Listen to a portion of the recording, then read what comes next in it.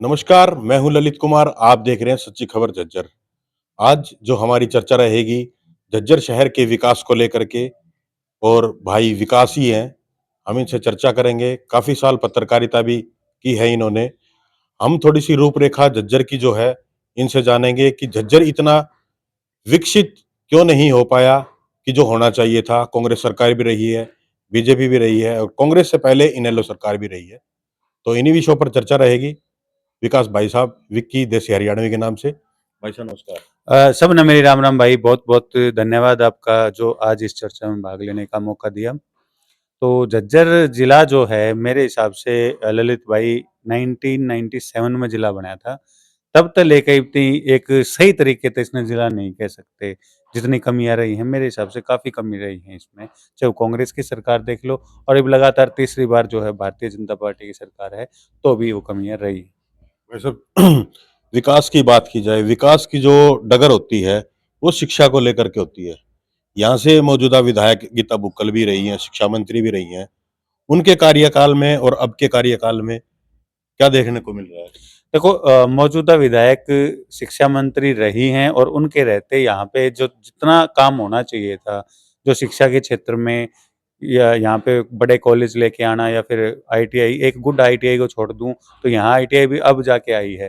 तो उतना काम नहीं करवा पाई मेरे हिसाब से जो है। और उसके बाद से तो झज्जर एक बदकिस्मती कहूँगा झज्जर की कि लगातार 3 बार से जो है वो अ, विपक्ष का जो है एमएलए यहाँ से बन रहा है। तो वो इस वजह से भी झज्जर पिछड़ने का काफ़ी कारण रहा है। शिक्षा के साथ साथ स्वास्थ्य की जो सेवाएं हैं आम जनता को मिलनी चाहिए। क्या झज्जर एक नागरिक अस्पताल है झज्जर के अंदर? उसमें मूलभूत जो दवाई होती हैं, बुखार की, खांसी की, जुकाम की, वो तो बहुत बड़ी बात है। लेकिन जहाँ तक महिलाओं की बात है, गर्भवती महिलाएँ हैं, उनकी डिलीवरी के जो केस हैं, वो मोस्टली रोहतक होते हैं। आप डिलीवरी को छोड़ दो, छोटा-सा एक्सीडेंट हो जाए तो यदि 5-4 टक्के भी लगाने हैं तो सीधा रेफ़र कर देंगे कि भई यहाँ से सीधे आप जो है पीजीआई ले जाओ। यहाँ पे एक तो स्टाफ नहीं रहता इनका, और सुविधाएँ दी गई हैं तो उनको ठीक से नहीं चला पाए ये लोग। कोई भी चीज़ दी है, मशीनरी दी है, जो भी दिया है, वो चीज़ें जल्दी खत्म हो जाती हैं। तो झज्जर के अंदर नागरिक अस्पताल के नाम पे एक मज़ाक ही कहूँगा मैं, और इतनी सुविधाएँ नहीं है झज्जर वालों को नहीं मिली। झज्जर वाले इस मामले में बदकिस्मत रहे हैं। बदकिस्मत की बात की जाए, झज्जर का दिल दिल जो कहे जाने वाला अम्बेडकर चौक है, उसकी हालत भी थोड़ी अब सुधरी है। कांग्रेस राज में भी ऐसी हालत थी, बीजेपी राज में थोड़ा-सा मतलब इलेक्शन के टाइम में ही उस चौक को बनाया गया था। झज्जर के जो आस-पास की जो सड़कें हैं, वो देखने को, और शहर की जो सड़कें हैं, उसको देखने में किस तरह से देखते हैं आप? देखो, आस-पास से साफ-सुथरा करने से शहर नहीं चमकता।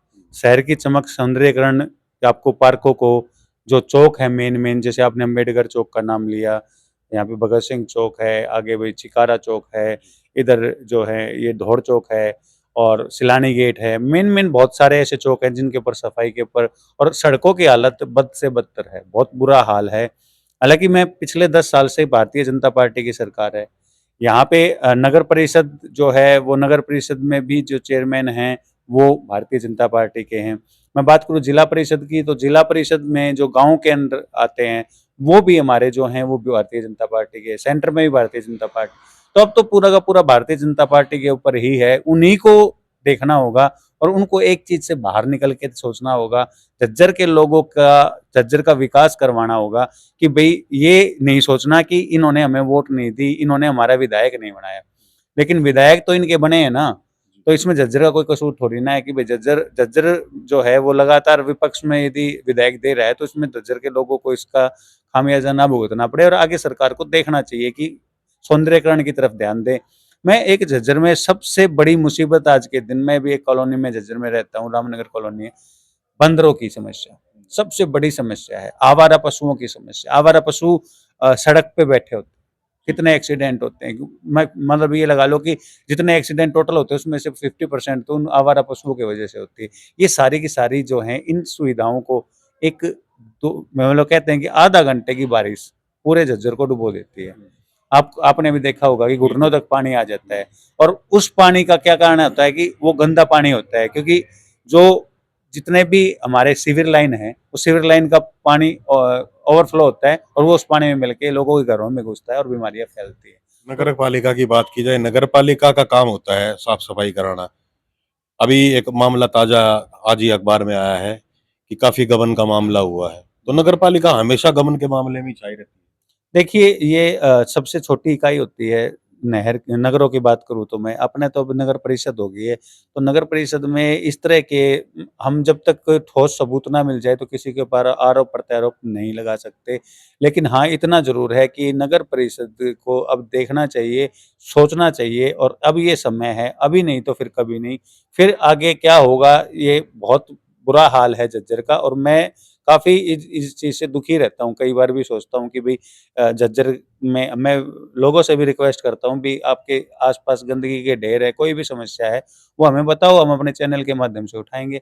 आपसे भी रिक्वेस्ट करूँगा कि आप भी लोगों को थोड़ा-सा मोटिवेट है। करो कि भई जहाँ पे भी दिक्कत आए, हमें बुलाओ। यदि वैसे नहीं सुनती सरकार तो भई मीडिया के माध्यम से सुनाएँगे उनको, तो ये करना पड़ेगा। तो ये काफ़ी बहुत दिक्कत है झज्जर के अंदर। नगर परिषद ने जो है अपने कुछ लोग यहाँ पर इंतजामात किए हुए हैं, उनको नंबर भी समय-समय पर देते रहते हैं, लेकिन वही डाक के 3 पात रहते हैं। हुँ, क्या लोग बिल्कुल। बाग इस चीज़ पर अमल नहीं कर पाते या नगर परिषद अमल नहीं कर पाती?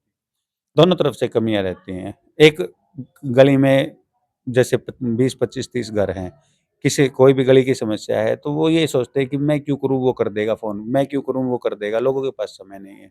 और फिर ठेका दे रखा है हर चीज़ का और ठेकेदार तो ऐसे ही होते हैं भाई, कोई भी काम करवाने के लिए जैसे अभी नालों की सफाई की मैं बात करूँ, नालों की सफाई के लिए 50 लोग लगाए गए थे, उसमें से कहीं पे भी हमें 50 लोग नहीं दिखाई दिए। 10 से 15 लोगों को लगा के बाकी लोगों का कर देते हैं। अब जो भी चलता है इनका सिस्टम। अब मैं आरोप तो किस पे लगाऊँ? लेकिन ये काम होता है। और मैं जो है इस चीज़ से मतलब ये है कि कोई हर बंदा अपनी ईमानदारी से काम करे तो सारी चीज़ें होंगी और चेयरमैन साहब को इसके लिए संज्ञान लेना पड़ेगा और थोड़ा-सा स्ट्रिक्ट होके और शहर के सौंदर्यीकरण और शहर की सफाई की तरफ ध्यान देना पड़ेगा। अभी शहर में एक बार मशीन भी आई थी सफाई की, आपने देखा होगा। जोट्टा था भाई जी। वो तो जोट्टा था। उसमें तो रोड़ा इतना करे और इतना तेल खा जा रहा सफाई के नाम पे कुछ नहीं होया करता। आड़ भी चल यार थी हमारे हमारे घर के दौरे भी घणे दिन देखी थी। उस उन चीज़ें तो कुछ नहीं हो। ये बाबा इतने लाख रुपए की मशीन लेके आए हो, 10 बंदे लगा दो इतनी तो सैलरी भी कोनी जाओ, 10 बंदे उस तो बढ़िया सफाई कर देंगे। तो ये सब सारी चीज़ें कमीशन खाने के चक्कर में होती हैं। वो चीज़ कामयाब नहीं है। आपको क्या उम्मीद लगती है, जो नेता हैं यहाँ के, जो स्थानीय लोग हैं, उनसे क्या उम्मीद है? किस तरह से देखते हैं? देखिए, मैं नेता की बात करूँ तो भारतीय जनता पार्टी के सबसे बड़े नेता यहाँ पे कप्तान बिरधाना जी, जो अभी इलेक्शन लड़े थे और अच्छी खासी 50,000 से ज़्यादा उन्होंने वोट ली थी। तो कप्तान बिरधाना से हमें उम्मीद है कि वो भारतीय जनता पार्टी का प्रतिनिधित्व करते हुए हमारे झज्जर ज़िले को एक नई ऊँचाइयों तक लेके जाएँगे। जहाँ तक मैडम गीता बुक्कल की बात है, वो लगातार कोशिश करती रहती हैं, लेकिन वही बात है कि विपक्ष की वजह से कमज़ोर हो वो जाती कमज़ोर हो जाती है, उनकी आवाज़ नहीं उठ पाती है, वो संसद तक आवाज़ उठाती हैं। है। तो हमें ये होना चाहिए कि यदि शहर की बात आए, यदि बीमारियों से बचने की बात आए, यदि कोई भी ऐसा सामाजिक कार्य रहे, उसमें विपक्ष और पक्ष ना देखते हुए अपने शहर के लोगों का भला करना देखना चाहिए। तो आपको क्या उम्मीद लगती है कि शहर के जो लोग हैं, वो इसी ग्रस्त में डूबते जाएँगे या कुछ ऊपर भी उभरेंगे? देखिए, मैं तो लोगों की तो मैं कह नहीं सकता क्योंकि ये तो सारा नगर परिषद के हाथ में है अब और मैं लोगों से एक रिक्वेस्ट दोबारा से करना चाहूँगा। मेरा चैनल है और ललित भाई का भी चैनल है। तो हम पत्रकारों के माध्यम से यदि आप कहीं भी आवाज़ उठाना चाहो तो हम आपके साथ हैं और हम यही कोशिश रहेगी हमारी कि लोगों को जल्दी से जल्दी कोई भी प्रॉब्लम है, कोई भी उसका सॉल्यूशन जल्दी से जल्दी दिलवा पाएँ अपने माध्यम से, कोई भी ज़रिया रहे। और अपने आप भी हमें थोड़ा-सा सोचना पड़ेगा, गंदगी ना फैलाएँ। जिस तरीके से नगर पालिका की गाड़ियाँ आती हैं, जो कूड़ा उठाने वाली, भई एक दिन ना आए तो ये नहीं कि आप उसको सड़क पे फेंक दो, एक किनारे पे ढेर लगा दो, इससे बीमारियाँ होंगी, आपके बच्चे बीमार होंगे। तो सफाई का विशेष ध्यान रखें, नालियों को साफ रखें और कोई भी समस्या आती है तो पहले अपना फ़ोन नंबर जो दे रखे हैं, उन पे ट्राई करें और आपके पार्षद हैं, पार्षद के बाद आपके चेयरमैन हैं, चेयरमैन के बाद मैंने आपको बताया एक सबसे बड़ी कड़ी जो हमारे पास है वो कप्तान बिरधाना जी हैं, वो जिला परिषद के भी चेयरमैन हैं और झज्जर की ज़िम्मेदारी बहुत बखूबी निभा भी रहे हैं, तो आप उन तक संपर्क करें। लेकिन जो है उस समस्या का समाधान जो निकालने की कोशिश करें और मुझे लगता है कि आने वाले समय में झज्जर का विकास होगा। आपने कप्तान बिरधाना के ऊपर जो है थोड़ा-सा ऊपर स्तर पर रखा है। क्या कप्तान बिरधाना से आपकी मुलाकात हुई है इस बारे में? कप्तान बिरधाना से मुलाकात होती रहती है और कप्तान बिरधाना गांव स्तर पर जो जिला परिषद के जो चेयरमैन है उसके हिसाब से गांव स्तर पर उन्होंने काफी अच्छे काम करवाए हैं। तो हमें उम्मीद है कि कप्तान बिरधाना झज्जर के लिए भी एक बहुत अच्छे जो है नेता साबित होंगे और वो फुल पावर जो भारतीय जनता पार्टी की तरफ से उनको मिली है उस पावर का सही से इस्तेमाल करेंगे। तो ये थे विक्की हरियाणवी जी भाई, जिन्होंने बताया कि झज्जर का विकास हो सकता है, लेकिन आप लोगों के सहयोग से, आप लोगों के प्रयास से। इन्हीं शब्दों के साथ नमस्कार, मैं हूं ललित कुमार, आप देख रहे हैं सच्ची खबर झज्जर।